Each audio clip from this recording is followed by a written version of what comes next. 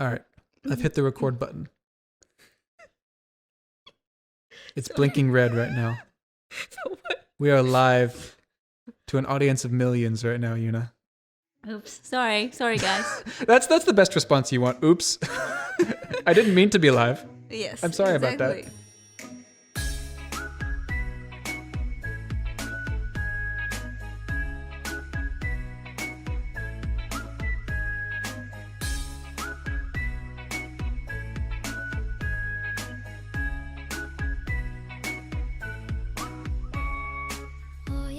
Hi everyone. Welcome to our third episode of Our Three Things, hosted by Matt and Yuna. And I'm Matt. And I'm Yuna. If you couldn't figure out. Yes, like Yuna said, welcome to episode 3 of Our Three Things, a show where we talk about 3 joyful things each that we are enjoying, I suppose. Yeah, we're enjoying and also bring us joys and make us feel life's actually great in this time. Now, I do want to start off with something not quite so joyful, and that is actually, I think, the reason we need this week's podcast. Because I think a lot of people who listen to this are in a post-pandemic world, shall we say. Mm-hmm. Where we're recording, it's not the case. Yeah. But that's okay. So I think we mentioned this last week as well, but where we live in Sydney, Australia, is a bit of another little wave here. And since last week, our wave has gotten even a little more locked down. So, but, luckily for us, we have this to remind us what is joyful in life, even despite the pandemic. So, whose turn is it? I think today, this week's your turn. So is it my turn to go first? Yeah, exactly. So Is that the case? Okay. Of course, I'm right. So what's your first thing that brings you joy, Matt? I have a question for you for my first thing. Are you ready to go to a very special place that I like to call the Nerd Corner? Because you're not going to be able to relate to this first thing at all. So my first thing this week is something called Summer Games Done Quick, SGDQ 2021. What is that? Now, Yuna, so I think there's a few concepts I'll need to explain to probably you and a lot of our audience as to why this is joyful for me. So let me take a step back here. There's an organization called, actually, maybe take a step even further back. Yuna, do you know what a video game is? Of course. Yes. Now, do you know what beating a video game is? What's beating? Are you serious? Yeah, I'm serious. I guess people have different definitions of that, but completing a video game that a developer created. Completing. Oh, completing. Getting to the end of a video game. Yes, I've done. I think I've done that. Super Mario, right? Yes. Now, that's how long? A video game, right? That is a video game. You're really showing your nerd colors here now. Wow. Yeah, exactly. How long did it take you to beat that? Can't remember. Is that only 10 minutes for each level? 10 minutes for each level. There's probably a couple dozen levels or something. Yeah, so, yeah. I remember I used to play a lot of video games when I was in high school. Oh, you're such a nerd. Jeez. Such a nerd. Okay, now what would you say if I told you that there are people who could beat, we'll say Super Mario since that's the one you brought up, who could beat that game in 8 minutes, maybe 10 minutes? Yeah. It's pretty good. It's pretty good. Is that up to your standards? Anyway. Yeah. So what this is about, that's called speed running. There's this whole community about this who basically people who play video games as fast as they can, finding the quickest ways to beat them. And there's a whole sort of subculture around this in the video game world. Yeah. So people will take both old games, like old Super Mario games, and pretty much everyone you can think of, honestly. Any game that's that you could think of would have this. Even modern games that just came out. And there's people who are devoted to literally finding both ways to just beat the game within the rules of the game as quick as possible, and also outside of the rules of the game. So breaking the game, essentially. So any games? Pretty much any video game. Really? People do this too. Yeah, including Just Dance? That's actually a really good question. I don't know if anyone has done a speedrun of Just Dance. Exactly. But there are people who do speedruns of, those games like Guitar Hero, like the ones where you have to play. Yeah. I saw you have you have to finish the whole song and how you can cut the song short. Well, it's about getting the most amount of score or whatever and as quick as possible. Makes sense. So there are things like that. Yeah. Yeah. So anyway, there's this whole community about this. That's sort of just set up for what my actual joyful thing is. So there's a group called Games Done Quick. and they put on these events. So there's the two big ones twice a year. There's one in the winter/summer, depending on your hemisphere, and then the opposite 6 months from that one, called Awesome Games Done Quick, and then Summer Games Done Quick. Right now is the summer edition, which is summer for the Northern Hemisphere, not for us, but you get the idea. So basically, this is a week-long event where they just pull in literally every person who is like known for doing these speedruns, and they just put them all literally 24 hours a day for a week, and it's all live streamed, the entire thing. It's like a very it's a run event that these people do. Okay. Do they live together? No. Well, so normally they have it like at a physical event. This year it's all virtual, so there's Okay. people hosting it, and there's like commentators and all that sort of thing.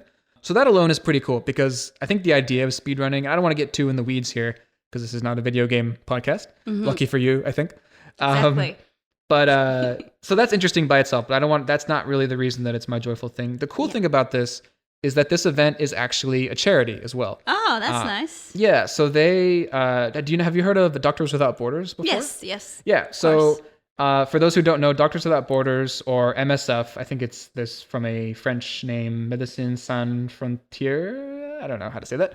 But they're an international medical humanitarian aid organization that works in over 70 countries around the world. And they basically are doctors, as the name says, without any borders. So they will try to treat people regardless of their social status or race, religion, things that might prevent them from getting aid in their own countries in some cases.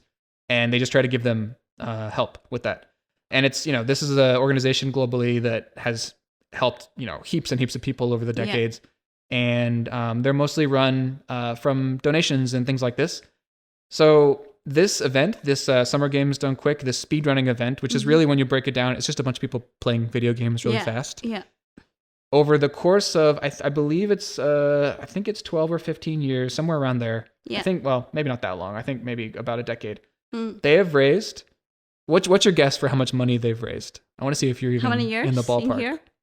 I think it's about 10 to 12 years, something like that. So 20 million? More. USD? Oh, more. 100 million USD. Well, no. Okay, well, not that quite that much. They've actually raised, they've actually raised, I think, almost 33 million for this organization. It's pretty good. And they're one of the top charitable donations for MSF, for Doctors Without Borders. Wow. Which is pretty insane when you think about it, because it's basically just people, like I said, playing video games really well, really fast. And it's all donation run. It's just people submitting donations when they watch. So actually, it's going on right now. So if you can see right here, you can see right now, there's 36,000 people watching this live. There's someone, actually the video game they're playing right this second as we're recording is SpongeBob's Truth or Square, which is, I guess, a video game. They just finished it up in about 26 minutes, which I guess is fast for that game. I have never even heard of that one. But that's kind of the funny thing, is they'll just do these random games and they have personalities that are talking through it. And that's literally all it is. And yet they have raised $33 million, including the currently in progress one going on right now, for this amazing organization. To me, that's amazing, because it shows... It seems like a niche community when you talk about it. It's like, people who play video games as fast as they can. But this is what they're doing in the world. Yeah. And I just think that's awesome. I think at the time that this podcast will be coming out, this episode, I believe they will be wrapping up. They're in day 6 or 7 right now, kind of in the home stretch of this year's event for Summer Games Done Quick. But if you do listen to this and you can hop on their stream on Twitch, just twitch.com/Games Done Quick, then you can check it out and see if it's something up your alley and maybe donate to the cause. But yeah, I just think that's so cool, because it's not something you'd expect. Yeah, expect that can actually make a positive impact to the world, right? Exactly, yeah. So that's my first thing. It's pretty cool. Yeah. So unexpected. And it's just, it's kind of one of the cool things about it is because it goes 24 hours a day. Yeah. Literally, like, they have people watching from around the world. And so I actually do enjoy watching some of these, because they'll play games that I used to play as a kid. Yeah. Ooh. But that's the fun thing, is because, I played a lot of video games as a kid, and I've never really been that good at video games. I just like to play them, and that was something I grew up with. And going and watching these people play the games that I grew up with and making the games look ridiculously easy or broken is just really fun to see. Yeah. So it's that nostalgia factor as well. So I'll keep it on in the background sometimes. Yeah. And they just go during this event all week, any hour of the day you can log on and watch it. So it's just a cool thing. Yeah. Yeah, it's pretty cool. Yuna, what is your first thing for this week? So my first thing is short and sweet, but also very important. It's my best friend Rachel, who just had a baby boy this morning in San Francisco. Yes, Rachel, who is friend of the show, friend of the podcast, and of our family. So I have known Rachel since 2008. I think until now it's like majority of the time in Australia. So I'm just so happy to hear the news this morning.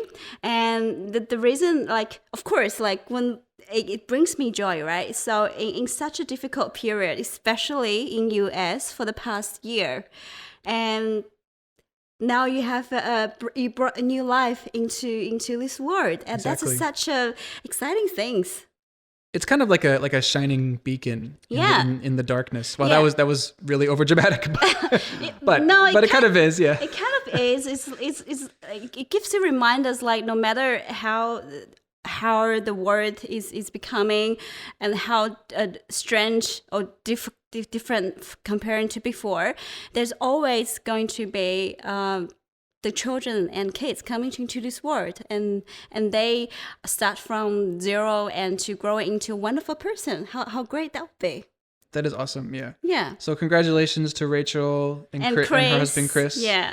And hopefully we'll see y'all soon. Exactly. And I actually I'm kind of a little bit sad I'm not there to be with her and to be able to visit the baby soon, because the current situation, right? But I'm still super happy to see those photos, to see the mom and the kid. They're both doing well, which is great. Well, think of it this way. By the time that we're able to travel internationally again, the baby will be maybe into the fun stage of babyhood. Exactly right. And not just like a little crying ball of, have fun, Rachel. Yes. And that would be the coolest aunt. Oh, of course. Yeah. Obviously. So that's my first thing, short and sweet. So what's your number 2 thing? My number 2 thing's also maybe a little bit short, but it's just something that I thought was interesting. I thought of this when I was walking our little puppy Mocha the other day outside. And, I think everyone knows dogs love to sniff things. They'll sniff things as much as possible. And sometimes it's like, we don't understand why they're doing it. Or why they're doing it so long, I guess I should say. So we'll be out and we'll pass a spot on the grass. And I don't see anything there. It just looks like a spot on the grass. Mocha sees something else, apparently, and he'll just run over and he'll just stick his nose there and he will sniff the same spot for like 5 minutes if I let him. He'll just sort of sit there and like sniff, sniff, sniff, sniff, sniff. And I try to pull him a bit and he doesn't want to go. And I just I don't know why, but something about that this week when I saw that just sparked like, okay, why is he doing that? Because I've had dogs my whole life and I've never really thought about that. Like I know they're good smellers and they have good hearing, but I've never really thought, okay, well, like what is actually going on there? Yeah, why? So, well, I Googled it. Okay. And are you ready to go so we were in the nerd corner. Yeah. We're going to shift over to the other side of the room into the science corner. Exactly. Are you ready? Okay. Are you ready here? I'm ready. So now we're in the Bring it science on. corner. Yeah. Put your brain cap on. Yeah. How many? We're gonna make this interactive. Yeah. How many? Well, I guess you can see my article that's open. So don't look at it. How many millions of scent receptors do you think humans have in our nose? I think it's 3 million. You must have seen it on the page. Yeah, I know. I say want to make it interactive. This is a world-class acting right here. No, Yuna. In fact, 5 to 6 million. Wow. Now that seems like a lot, right? It is. Now, what about a dog? 20 million. Oh, more. More? More. 100 million. That's it. Wow. Ding, ding, ding, ding, ding. 100 million? This was the worst game show I think I've ever. Yes, 100 million. And that's just like your average dog on the couch. You have other dogs Even like including little toy including cavoodle? little toy cavoodles who just look like teddy bears and just want to snuggle all day. There are dogs who have as many as 300 million, so bloodhounds and tracking dogs and things like that. Wow. But even just your average dog have up to 100 million or even more scent receptors in their nose, so to pick up all those things. So I like this article, and I'll post it as well from the American Kennel Club. But there's a quote in here that's saying, all these receptors allow dogs to detect a complexity and odors that humans can't. You, as a human, presumably there's a human reading this and not a dog, you might smell chocolate chip cookies, a great smell, but your dog can smell the chocolate chips, the flour, the eggs, and any other ingredients that are in there individually. Wow. And of course, we all know that dogs like to sniff other dogs as well. in certain areas of their body, Yeah. which we won't get into here. No. It's the butt. Please don't. It's No. the butt. No. The butt. And when dogs sniff another dog, they smell more than just doggy odor. They can detect the gender of the other dog, as well as clues to that dog's age and health status. Now, this next quote is actually the main thing that I find joyful this week, so I'm just going to really emphasize this. This is the next part. Okay. No wonder dogs find P-mail on the fire hydrant so fascinating.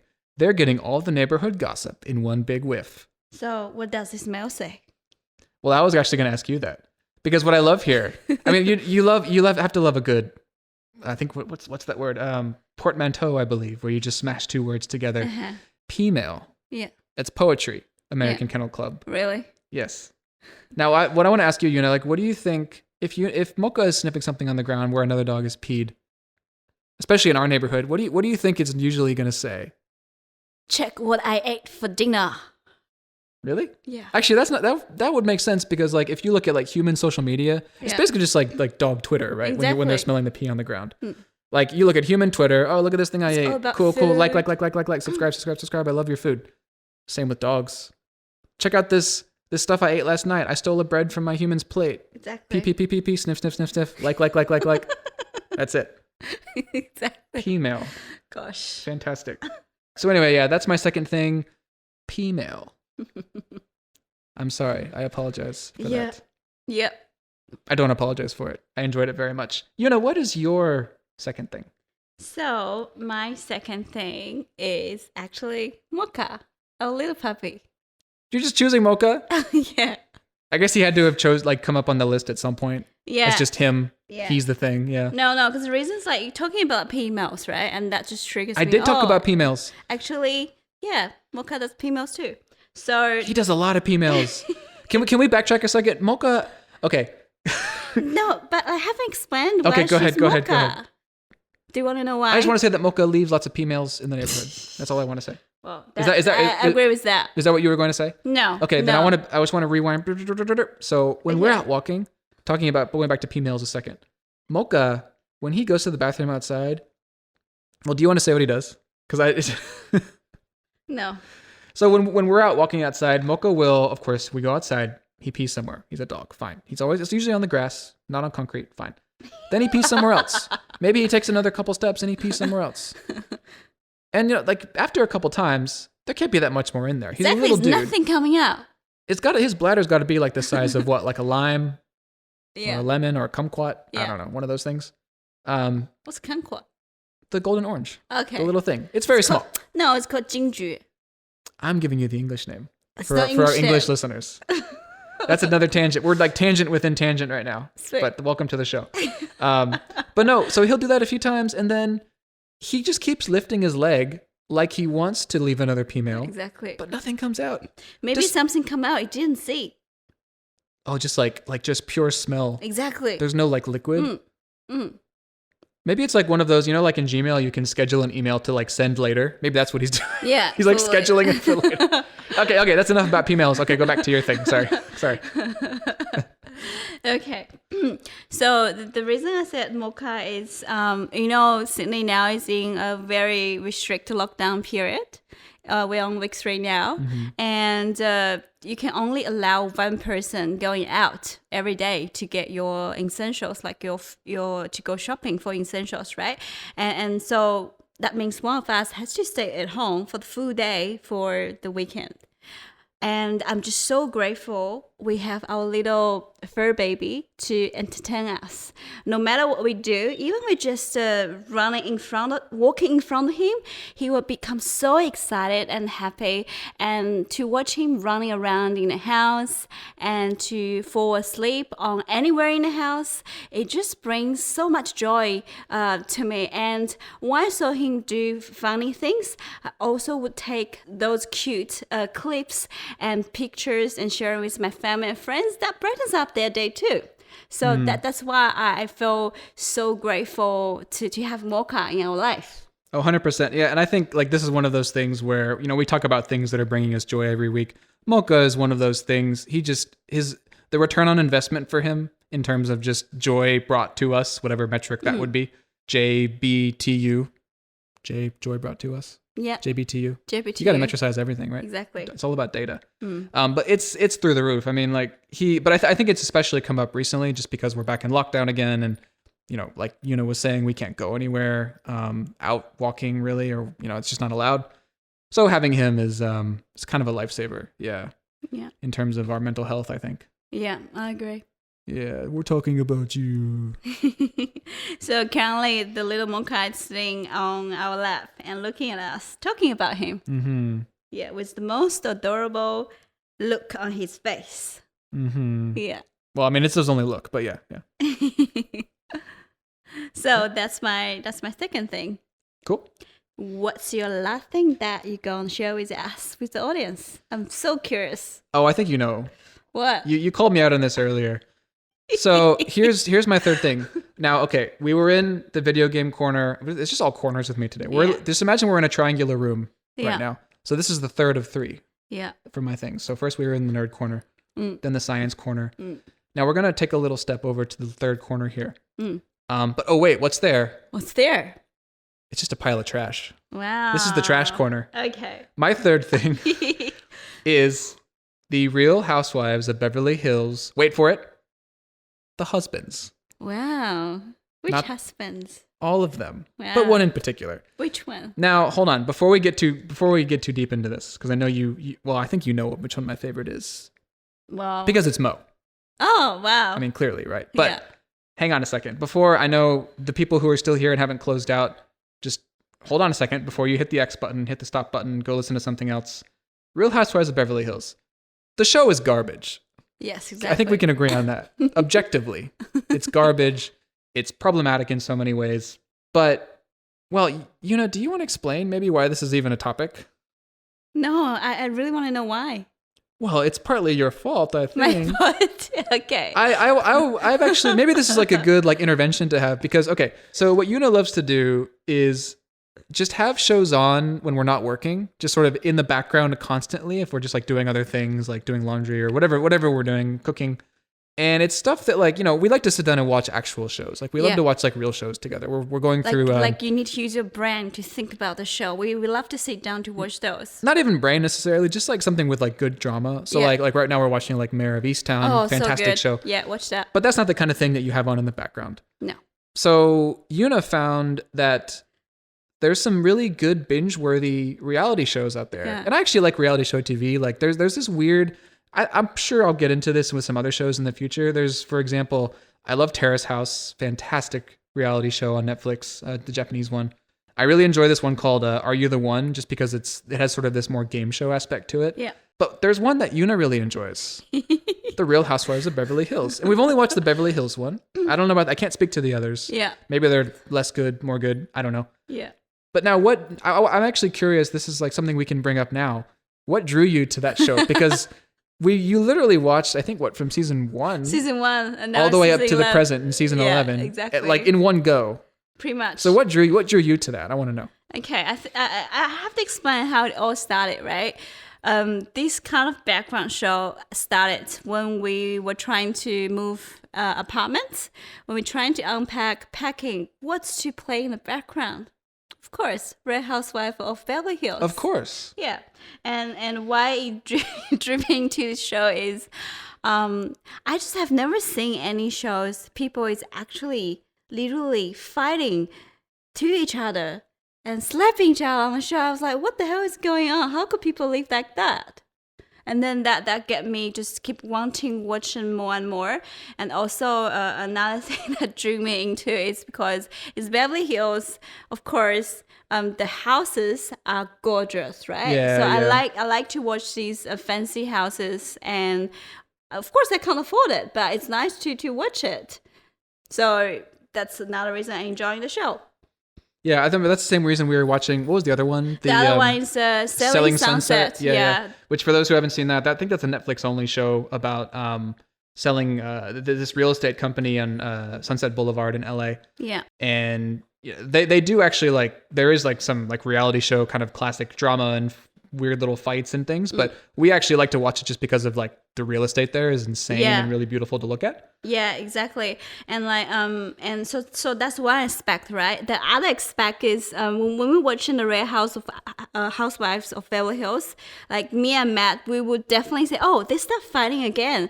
It must be a setup from the producer. Oh, 100%, 100%. So this is actually one thing that I love about reality shows in general is that there's this weird pseudo narrative element to it. Yeah. So I think everyone knows that reality shows there's some control from the background from the people who are actually making the show. So the producers, they won't say there's like a director, but the producers are essentially doing that. They'll see something that's starting to flame up and they'll I'm sure off camera, they're saying, hey girls, go over there and talk to them and blah, blah, blah, blah. Yeah. And you have this very sort of extreme drama that would probably never happen in real life.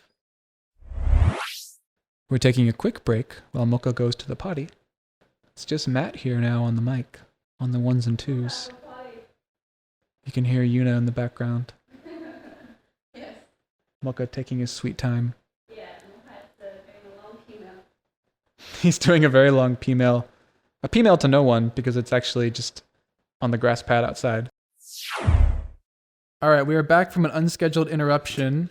From our featured guest, Mocha. Yeah, so he had to go pee, and then he started wanting to play, and then wouldn't come up and sit with us again. Yeah. But we're back now. Yeah. What was I talking about? You were talking about producer being director in the reality show. Right. So yeah, going back to the reality show. So yeah, this whole thing about it's real, but it's not real, and then there's this weird drama that is sort of inflamed by the producers and all this. I think most people understand at this point in, it's 2021. We know how reality shows work. Mm-hmm. We're watching it because we know how it works, I think, at this point. And it's just fun to laugh at these people. Yeah. That's great. That alone is not my joyful thing this week, though. Okay. Well, my joyful thing this week is specifically, like I said, the husbands. Yeah, the husbands. So the husbands in the Real Housewives of Beverly Hills, the housewives themselves are, like I said, they're these people that are driven by the production team of the show. Yeah. I think at least. That's my assumption from watching it. Yeah. Because they don't act like real people. They don't respond like they really should. Anytime there's any kind of like an argument or something between two of the girls, all of a sudden all of them are there just in the next scene suddenly, which wouldn't happen in real life. Yeah, exactly. So they're their own thing. But the husbands are sort of like the straight man, I think. So have you heard of that term before? No, I haven't. So basically the straight man it's usually used for things like sitcoms or some comedy movies, I think. It's usually like comedy type things. So in those kind of shows or movies, a lot of the characters are very like wacky and bizarre and like out there. There's usually got to be like one or two characters that are more, I guess, like quote unquote normal. So, where the audience can relate to them. I'm trying to think of an example. So like, if any of you have watched Arrested Development, it would be like Michael Bluth would be the straight man because he's sort of the most normal of the whole. Well, you've watched the show too. You watched it a while ago. I forgot. Yeah. So like Michael would be like the straight man.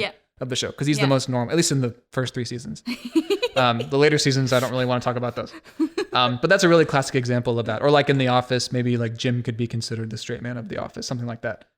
In the Real Housewives, the husbands of the housewives, they don't show up super often. Some of them more than others. But what I love about them is they seem like they're almost in on the joke of the show. So some of the women just take things so seriously and take them at face value. It's like, oh, how dare she say that? Blah, blah, blah, blah.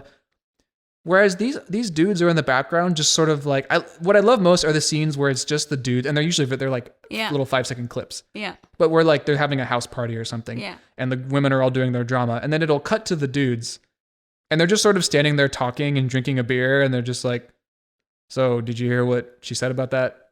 Yeah. Yeah. Okay. And then they'll cut back to the women like screaming at each other. I know. And like, it's such a small thing, but I love that they include it because it adds this weird, it's almost like makes it feel satirical in a way. Like it feels like they put these people in there to be mocking the rest of the show. And if they weren't there, I probably wouldn't be able to stand the show as much. But when I watch it, there's one guy in particular, the husband of Kyle Richards, she's like one of the longest running people on the show, like from the very beginning, who's I think. the original housewives from season 1. So she's been on the show like all 11 seasons. Yeah. And her husband, Mauricio, who I think at the beginning maybe didn't feature as much. And I think because this show has been part of his family for over a decade now. Yeah. Whenever he's on screen, I pay attention to the TV because he'll make some snide comment. He'll like laugh about one of the women. In the last couple of seasons, apparently he's just been getting high off stage. Oh, really? Which they call it, yeah. Huh. Yeah, they even mention it in the show, like he's always like smoking and like taking like CBD oil or something and eating edibles like off screen. And he'll just like give everyone a hard time. And it's just like, he's like the relatable person of the show. Yeah. And he's like, it's actually kind of brilliant the way they do it and the way they cut this stuff together, because it makes me like feel like, yeah, I'm just like one of those dudes who wishes I wasn't here watching this, but I'm going to get some entertainment out of it while I'm here. You know what I mean? Yeah. And it's just fun to watch. Like, it just makes the whole thing more bearable. And like whenever he shows up on the TV and any of the husbands do, it just feel like, yeah, like they put them in there to make this show somewhat relatable. Yeah. And it kind of works in a weird way. Yeah. It draws you in, which works, right? Yeah. And now we watch it actually every week. So I don't know. Like I trash talk the show a lot while I'm did this whole monologue, but we still watch it every Thursday, the latest episodes. Yes. So I guess we're part of the problem. But anyway, that's my third thing. Yeah. So, Yuna, do you want to take us home? What's your third thing? So my third thing is yet to happen, but I've been looking forward for this for almost 3 weeks now. So it's the JJ Ling's live concert tonight at 10 p.m. tonight. And for those you didn't know about JJ Ling, he's a Singaporean Chinese singer, and this is the first time he's actually holding a live online concert for his fans around the world. So I'm actually really excited to be able to watch a live concert in the comfort from my own home. And so we can have popcorns, we can cuddle little puppies, we can drink some cocktails, and just enjoying his live performance and doing some interactions in live chat. So I'm really excited, looking forward to that. And you know, one thing I fear the most of an online concert is I really hope the internet speed is really good. So there will be no interruption. That's true. Yeah, we talked about him before, I think, on our first episode, actually. So we went to his actual physical live concert in 2019, right? Beginning of 2019, I think. Yeah, I think so. Yeah. And I think I mentioned this before, but I never heard of him before, but he's really, really popular in Asia. He's Singaporean Chinese, and he speaks like fluent English and Mandarin and anything else, actually. I don't know if he speaks other languages. I think those two are the most fluent ones, yeah. And so he appeals to he has a very broad appeal, I think, and he's a very good entertainer, and the songs are actually pretty catchy. He has a very like unique, distinct voice. Yeah. Like what song are you looking forward to him singing tonight? Most? Yeah. So I still have my favorite song called 豆浆油条. So it means soy milk and fried bread. And the fried dough. Yeah. Oh, we ate those in China, actually. It's a really cute song, and the other song is called 小酒窝. It's called Little Dimple. Yeah. So it's a duet song. He sings with another female singer, which again is really cute and lovely to hear. And, cool. Yeah. So we'll cut one of those in here too if anyone's interested to hear.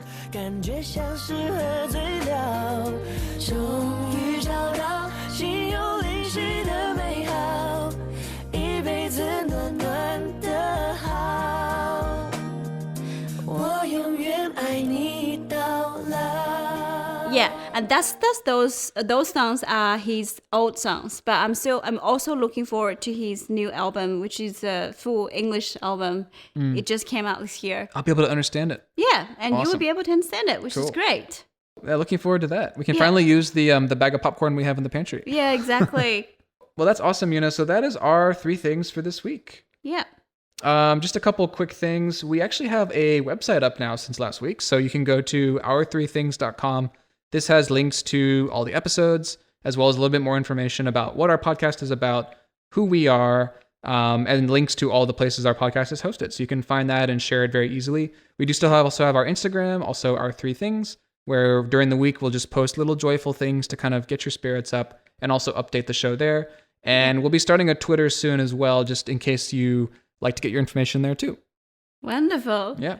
We're all on. We're all on. We're all over the internet. Exactly. So yeah, definitely keep an eye out for that. Keep an eye out for the next episodes. We'll be continuing to put these out weekly because I think we need it for our sanity right now. Yeah, exactly. So, if nothing else, you'll have it out for that. So yeah. Yeah, because this really brings us joy by talking about our 3 things, and we hope it brings you joy as well and initiate the talks with your friends and family as well.